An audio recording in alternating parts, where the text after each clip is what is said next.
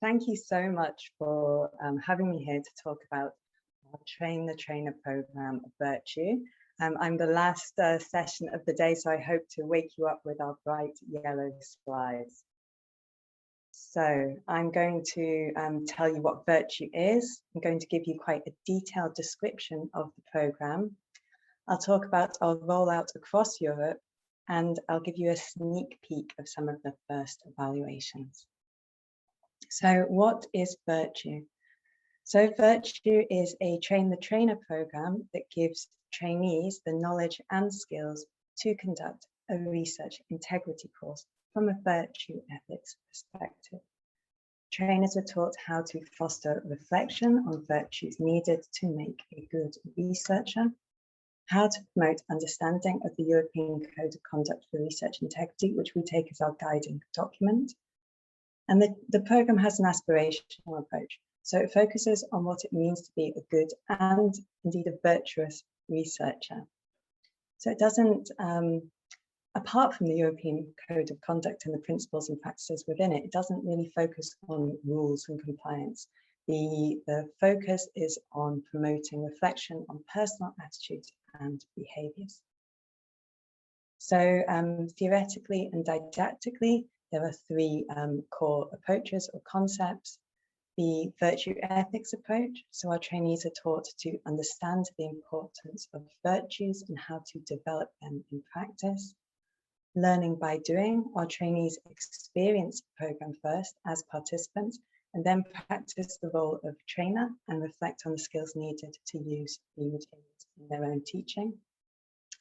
And it is a learner-centered teaching. So we encourage our trainees to select which materials and exercises to use based on the needs and backgrounds of their students.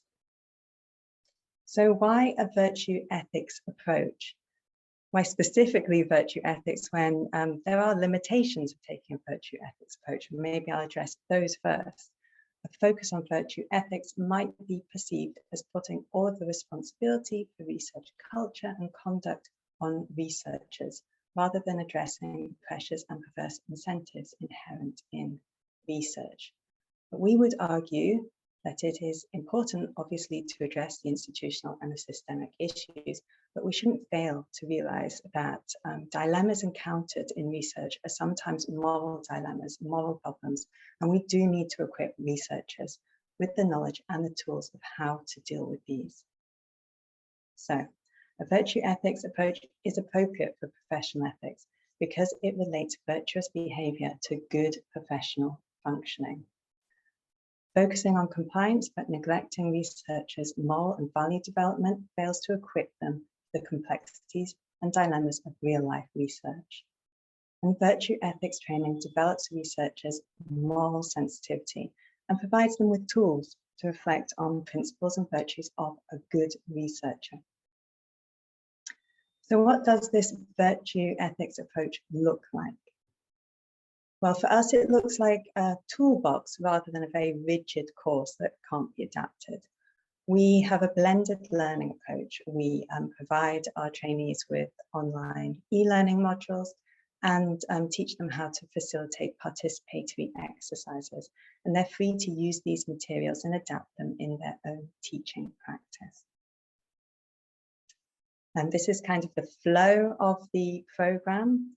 Our trainees complete the online modules. They attend sessions where they experience the participatory exercises and also reflect on their own facilitation of the participatory exercises. And within their own settings, they practice the participatory exercises and they train researchers. So we have 12 e-learning modules. These were developed, the lead of the developer was the Austrian Office for Research Integrity. And these e-learning modules are for individual learning and reflection. They introduce the main concepts and principles in research integrity and give an introduction to the European Code of Conduct for Research Integrity. And they're interactive. They have these exercises where researchers and trainees can reflect on their own practice. They are all freely available on the Embassy of Good Science. So in case you don't know, the Embassy of Good Science is a European Commission funded website that brings together information about research ethics and research integrity in one place. And we can be found in the training section of the platform. So they're all freely available, and they're all Creative Commons licensed, and we even provide them in Scrum packages for you to download and use in your institution's learning management system if you so choose. We really want these to be used. Our trainees also are asked to do some preparatory reading and viewing, which is also available on the MC sites. So our 12 e-learning modules are organized in 3 clusters of series. The first cluster is the Introduction to Research Integrity, which unsurprisingly gives an introduction to research integrity and the core concepts and principles. Introduction of Virtue Ethics to Research Integrity, which describes the relevance of virtue ethics for research integrity specifically. And virtue ethics under current research conditions. And here we address the fact that the systemic factors may make it difficult for researchers to be virtuous researchers. So we do address awareness of the pressures that researchers are under in these modules. So apart from the online component, we have the participatory exercises. Originally, these were envisaged as the offline component, but because of the pandemic, they were mostly put online and we delivered them through Zoom and Teams, etc. So we have 5 participatory exercises to encourage group reflection on practice. So I'm just going to tell you a little bit about those 5 exercises, their aims and the relevance within the programme. So we have the debate and dialogue exercise, the aim of which is to identify the features of debate and dialogue, and the relevance of this is that it sets the tone for the other exercises. Learning how to facilitate dialogue is important for group learning processes, and it's also important for moral reasoning and ethics education more generally. So this exercise is more focused on our trainees. We have the modified Rotterdam dilemma game, which was originally developed by Erasmus University. We've modified this so that the aim is to reflect on alternative courses of action and identify the principles and practices from the European Code of Conduct, which are at stake in the specific dilemmas. And the relevance of this exercise in the programme is to create a space to talk about research integrity issues without having to talk about personal cases, and we often use it as an icebreaker. We also have the self-declaration approach. So the aim of this is to enable our trainees to understand the multidimensional nature of goodness and to reflect on understandings of goodness in research.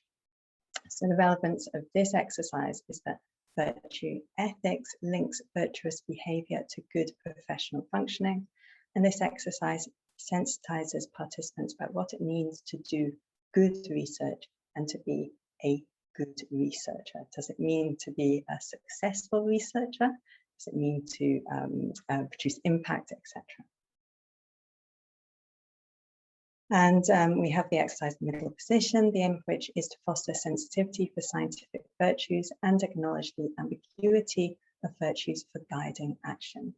And the relevance of this is to foster reflection on acting on virtues in specific situations, to understand the practical meaning of abstract virtues, and to reflect on moral ambiguities and grey areas.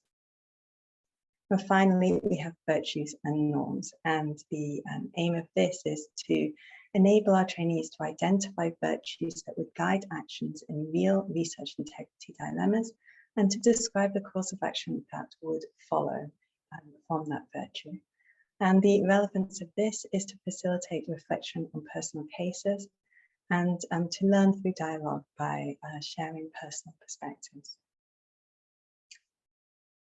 So our trainees experience these participatory exercises and then they go and try them out in their own settings with colleagues or students. We provide them with self-reflection forms where they reflect on how that practice went in terms of content and process. And then in a final participatory session, we reflect as a group on the experience of practicing the exercises. And we as a consortium try to provide more feedback and support on how to facilitate the exercises. So ideally, our trainers train 10 researchers in their own setting. And because learning by doing is a core feature of the programme, they need to provide some kind of evidence of having trained 10 researchers to actually get their certificate. So they have to have actually facilitated the exercises to be certified trained trainers. After which they can keep up with the materials on the MC of Good Science and also contribute to the materials because the MC of Good Science is a wiki platform. Okay, so I'm hoping this is going to work. I've described our program in quite some detail, but you might still not get a good overview of what it will look like. So I'm going to just show you briefly this video and hope that clarifies things. Let me know if you can't hear it, please.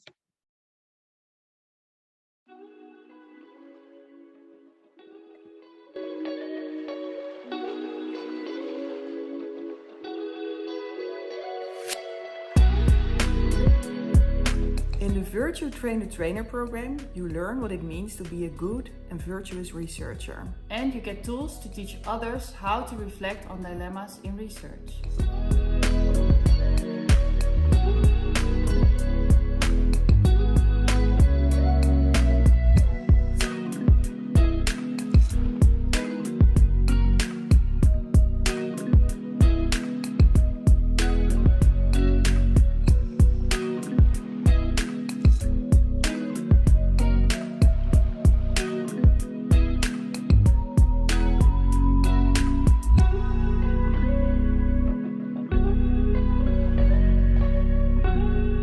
Face-to-face exercises, you develop your teaching skills through interactive and reflective group activities.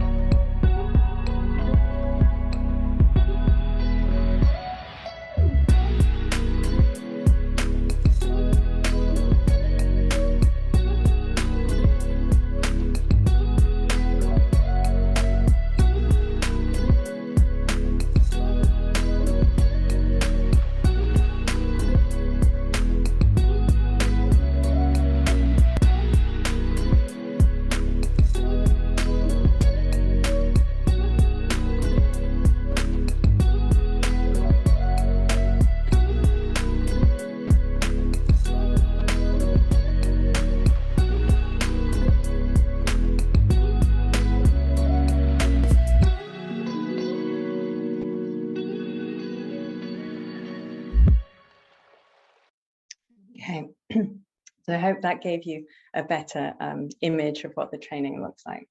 So we are rolling this training out across Europe. Oops.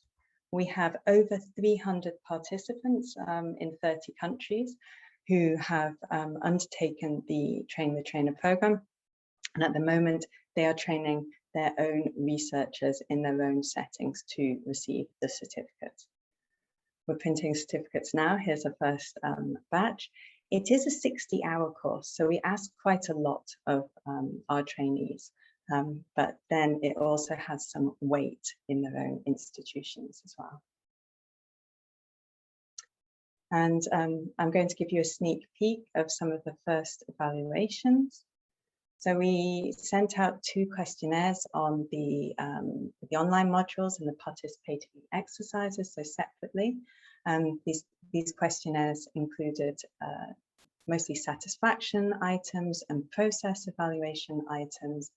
We're receiving responses now, so we don't have a very large sample to tell you about, but I've chosen 2 items which are the most general, I think. We asked our participants what grade between 0 and 10 they would give the online courses based on a general impression, 0 very bad, and 10 excellent. And we score generally quite highly. There's one person I think who really didn't like them, but generally we're scoring quite highly. The participatory exercises, even more so. So the general scores that were given were quite high. And we also asked in open answer responses what people thought of the training more generally. And one participant said, so far, the morality aspect of research integrity was very fuzzy for me. Now I have a more structured view of what that actually means. That is helpful for analysing one's own decisions and feelings in certain situations. Someone else said, unethical behaviours in science are not inevitably part of the system, and they can be reversed or combated.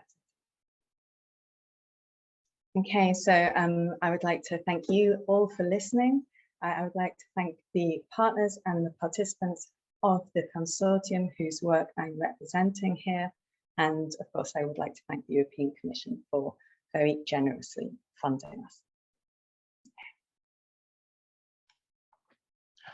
Natalie, thank you so much. That was fascinating. And having sort of been through the course prior to joining it, I obviously saw a variety of promotional material, and that's interesting to revisit that, having gone through, but eventually not yet fully completing the course already. I've got a few questions already, and please do keep them coming. The first question, okay, well, Gemma says, obvious first question, how do we sign up? So obviously there are some links in the presentation, we'll circulate those slides, and if there's a link that you can pop in the chat, that'd be great. So we'll definitely spread the word about this course further. A question for an anonymous attendee, the approach of using dilemmas looks really useful, but dilemmas can seem very rooted in subject disciplines. How does a seemingly quite general course address such subject specificity? That's a really good question. It's a really nice question. So we use cases, 2 different types of cases. We use hypothetical cases, and we use personal cases. So hypothetical cases, for example, through the Rotterdam Dilemma game, they are building a bigger database all the time of cases, and some of them are becoming more discipline specific. So you can search for a case that's relevant for your discipline. But if you're doing the training, if you're carrying out the training within a certain discipline, and you're asking for people to reflect on their own personal cases, then you get very specific, relevant cases being brought up for that discipline. So that's also one of the reasons that we do use personal cases in the training. Thank you. 2 questions from Elaine and Elizabeth about the applicability of the course. Elaine asks, is the course only designed to be useful for those working in STEM environments? Will it be applicable to the arts? And Elizabeth asks, is it only for researchers? Absolutely not. We have had, well, I've given the training to a group of humanities students before, and that worked very nicely. You get very different issues coming up, and it's basically applicable for anyone who works in research. You could also do it in industry, I think, very easily. What was the second part of the question? It was, yes, is it for researchers only, or can other people take the course?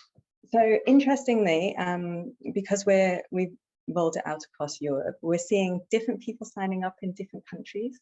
So in the UK and Ireland, we got a lot of research integrity officers signing up who I think they found it very appropriate, and I hope they can use it in their practice as well. In other countries, you get people from research ethics committees, or you get philosophers who want to apply it in their own setting. So we're seeing different people responsible for research integrity training in different countries. So it is quite interesting, and anybody who can reflect on the research process is appropriate. Thank you. What you're saying ties into another question. How has the training been received in different countries? Have kind of sort of cultural, national differences made impact in how people engage with the course, or kind of, view its usefulness afterwards? I can't give you too much data about that at the moment because we haven't disaggregated the evaluation data by country, and we are planning some studies, more qualitative studies, to follow up how the training was received in different countries. We found very interesting differences in the number of dropouts, for example, or sign-ups, but a lot of that was also to do with the COVID restrictions and problems that hit different countries at different times. So I don't think I can give you a good answer now, but I hope to be able to give you a good answer in the future. I'm sure the data will be fascinating. Jacques asks, you've trained 300 participants across Europe. How many people have those 300 gone on to train so far? Do you know? Well, I know how many people have sent us portfolios and who we have issued certificates to. And that I hope to issue one for you soon, James, as well. So, okay, so 70 so far have received their certificate. So how many of that people would have been trained by those 70? Oh, sorry, no. How many? Oh, 700 then, 700, at least. Interestingly, we have some people who train 10. That's what they that's all we've asked them to do. Some people who train 200.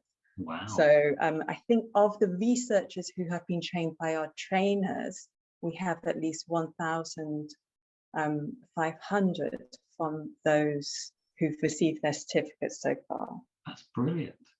Can I be sneaky and claim every UKRIO conference attendee as someone they've trained? Come on, guys, back me up. I want that certificate. Okay, moving on to serious questions. A couple of practical questions from Celine Anonymous. Is there a cost to taking the course, and what the duration and kind of the completion within a certain timescale? What's involved?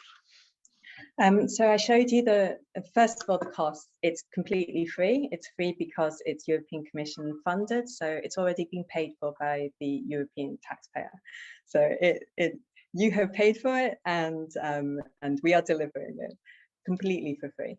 I think someone just said thank you in the chat.